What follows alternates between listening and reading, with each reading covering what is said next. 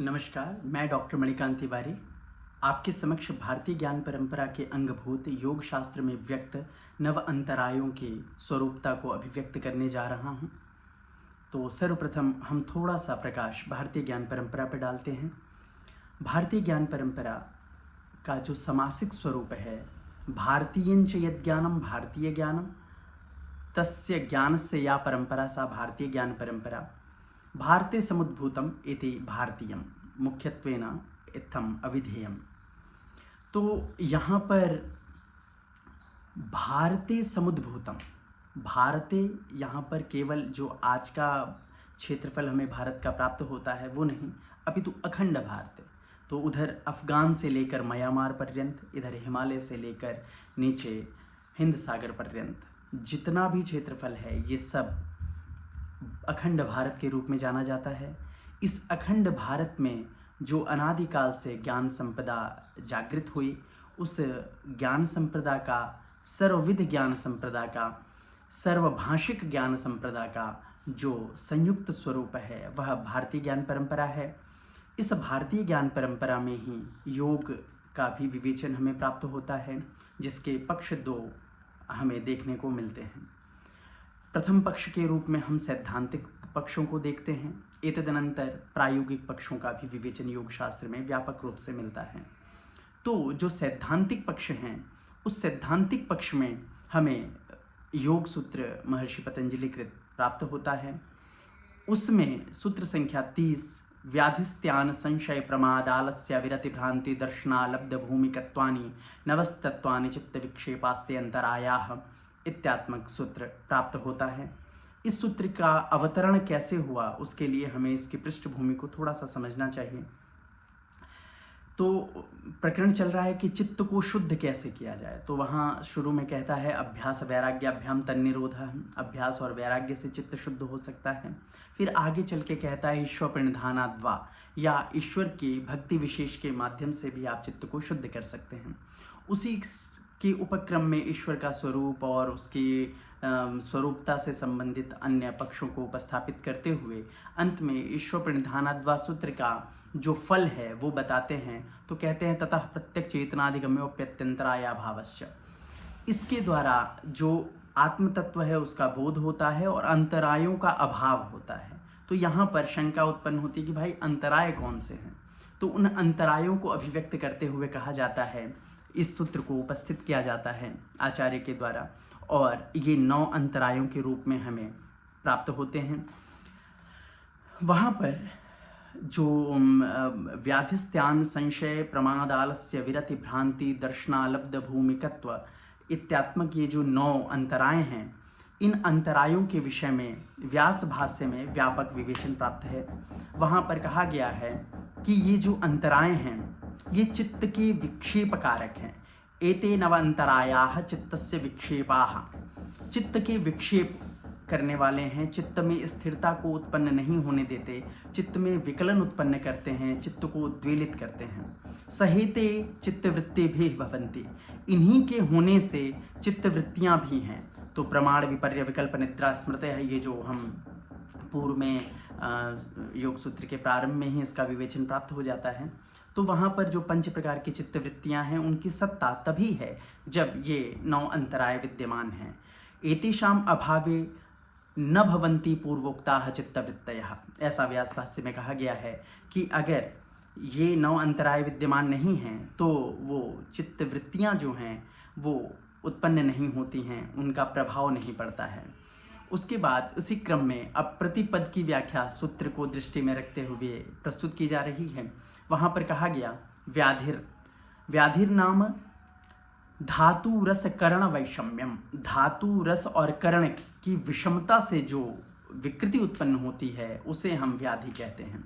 तो धातु का तात्पर्य यहाँ पर कफ पित्त वात से है। कफ पित्त वात की विकृति से शरीर में जो परिवर्तन या शरीर में जो विकृति उत्पन्न होती है उसको हम धातुजन्य वैषम्यता के रूप में देखते हैं। ये भी एक व्याधि का ही अंग है।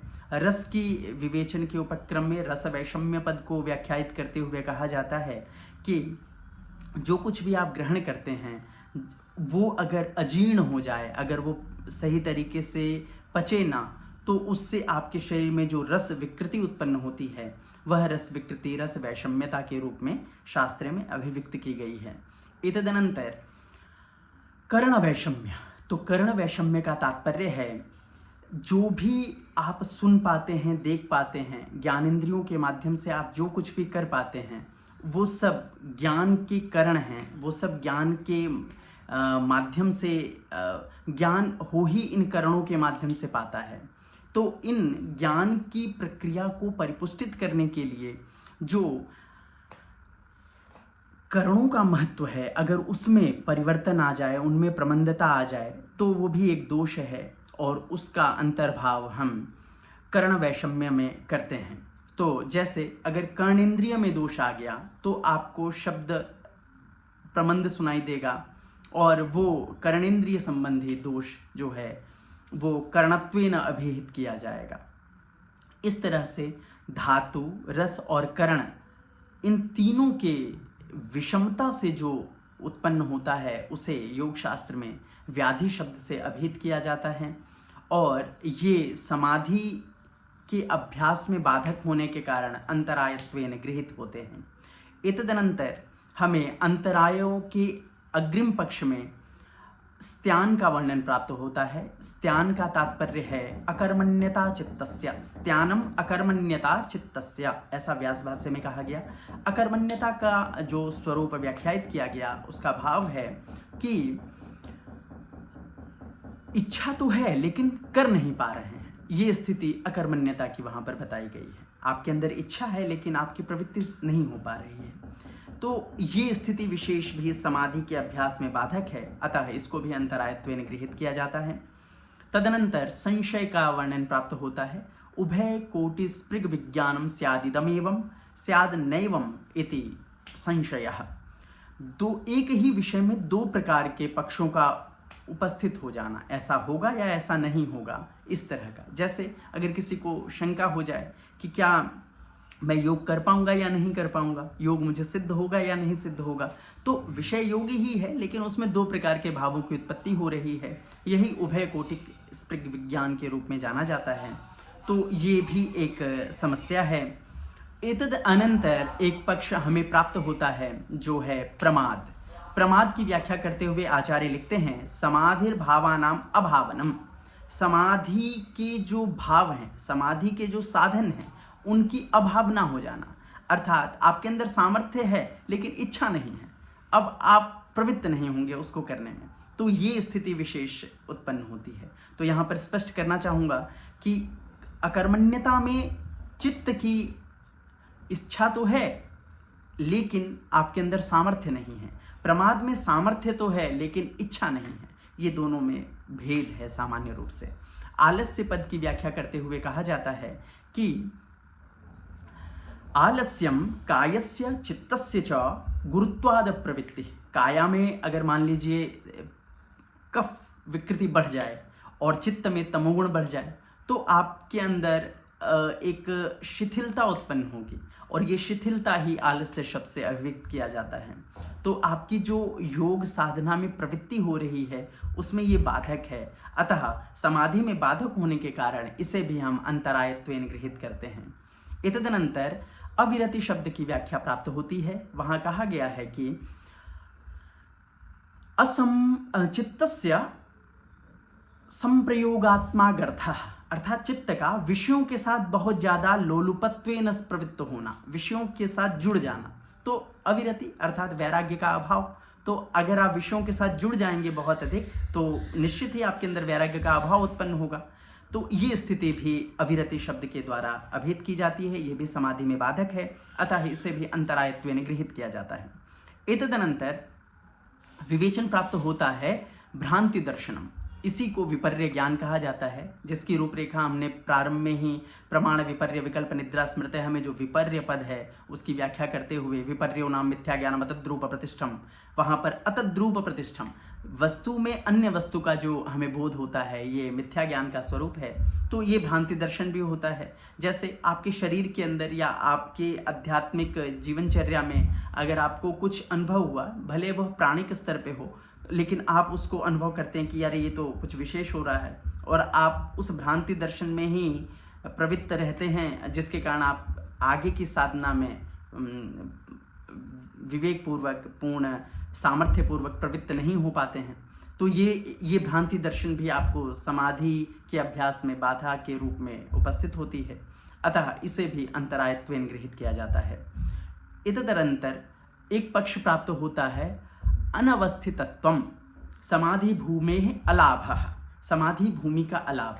तो मधुमति, मधुप्रतीकी, ये समाधि की भूमियां हैं। मधुमति, मधुप्रतीका, विशोका, संस्कार शेषा। तो इन भूमियों की प्राप्ति न हो पाना, ये भी एक प्रकार का दोष है। इससे भी आप समाधि लाभ नहीं कर पाते हैं, ये भी एक अंतरायत्वेन गृहीत होता है। अतः इसको भी हम अंतराय के रूप में अभिव्यक्त करते हैं। तदनंतर अनवस्थितत्वम, आपको किसी भूमि की प्राप्ति हुई लेकिन आप उसमें रुक नहीं पा रहे हैं। जैसे शास्त्र कहता है इसके विषय में, लब्धायाम भूमौ चित्तस्य अप्रतिष्ठा, आपको कोई भूमि प्राप्त हुई लेकिन आप उससे बार बार स्खलित हो जा रहे हैं, आप उसमें रुक नहीं पा रहे हैं। तो ये स्थिति विशेष भी एक व्यवधान है। चित्त एक अवस्था विशेष में प्रवेश तो कर पा रहा है लेकिन वहाँ पर लंबे समय तक रुक नहीं पा रहा है, और ये भी एक अंतराय ही है। इससे आप समाधि का लाभ नहीं ले पाते हैं। इसी के आगे उपक्रम में कहता है कि समाधि प्रतिलंभे सति तदवस्थितम स्यादेव, जब तक आपको पूर्ण रूप से समाधि लाभ नहीं होगा तब तक आप तदवस्थित, अपने मूल स्वरूप में अवस्थित नहीं हो पाएंगे। ये स्थिति विशेष भी बनी रहेगी। अतः इससे पूर्व की जितनी भी चीजें हैं उन सब में आपको सतर्क रहने की आवश्यकता है। उनके जागरण में आपको ये अनुभव में नहीं लाना है, जैसे भ्रांति दर्शन इत्यादि के उपक्रम में कहा जाए, तो वहाँ पर ये आपको नहीं लाना है कि हाँ अब मुझे कुछ होने लगा है और मैं एक विशेष अवस्था विशेष में पहुँच गया हूँ। तो ऐसा कुछ नहीं है। आप जब तक पूर्ण रूप से समाधि लाभ न कर लें तब तक आप रुके नहीं, तब तक आप इनको एक अंतराय के रूप में ही देखें। और इसी क्रम में वो अंत में इनके अन्य नामों की विवेचना करते हुए व्यास भाष्य में कहते हैं, एते नव अंतरायाः योगमलाः योग प्रतिपक्षाः